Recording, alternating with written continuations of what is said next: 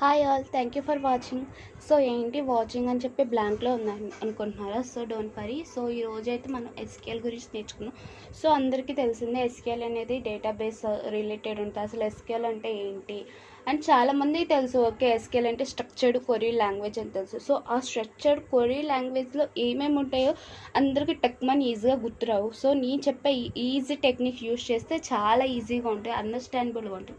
So next what is structured query language అనేది next చూద్దాం, ఓకేనా?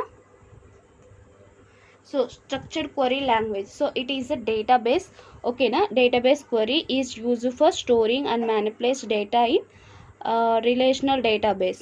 So like DBMS SQL was the first language. So ఏంటి, ఇది ఒక డేటాబేస్ అని ఇందాక చెప్పాను కదా. సో ఇదేంటంటే ఇప్పుడు చాలామంది మీరు చూసుంటారు డేటాబేస్ అంటే ఏంటి అని చెప్పేసి అనుకుంటున్నారు. No need to worry about. So DBMS అంటే ఏంటి, వీటన్నిటి గురించి ఇన్డెప్త్గా మనం తెలుసుకుందాం. నెక్స్ట్ ఫస్ట్ ఏంటంటే ఎస్క్యూఎల్ అంటే just remind like storing and managing the data in relational database. So relational database అంటే ఏం లేదు. ఫర్ ఎగ్జాంపుల్ ఐమ్ టేకింగ్ మీ అటెండెన్స్ ఉందనుకో, అటెండెన్స్ ఎలా స్టోర్ చేస్తారు, ఎలా పడితే అలా స్టోర్ చేస్తారో, లైక్ రోల్స్ వైజ్ అలా యూజ్ చేస్తారు. సో అక్కడ ఏంటి, ఒక స్ట్రక్చర్డ్ క్వరీ లాంగ్వేజ్ ఫామ్ అవుతుంది కదా. సో అలాగే ఇక్కడ కూడా అదేంటి, డేటా మీ అటెండెన్స్ ఏంటి, అటెండెన్స్ బుక్ ఏం చేస్తుంది, మీ యొక్క రోల్ నెంబర్స్ కానీ నేమ్స్ కానీ అదంతా స్టోర్ చేస్తుంది. కానీ ఎలా స్టోర్ చేస్తుంది, ఒక రిలేషనల్గా స్టోర్ చేస్తుంది.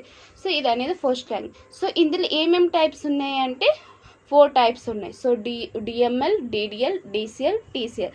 సో ఈ 4 టైప్స్ అంటే ఏంటి అని చెప్పేసి నెక్స్ట్ వీడియోలో చూస్తాము.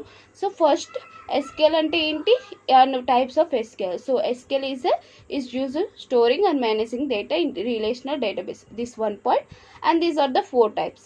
సో ఇది రాస్తే చాలు, మీకు ఖచ్చితంగా 2 మార్క్స్ ఇస్తారు. So what is SQL and write its types అని చెప్పి క్వశ్చన్ అడుగుతారండి ఎగ్జామ్లో. So please remember. Okay, thank you for watching.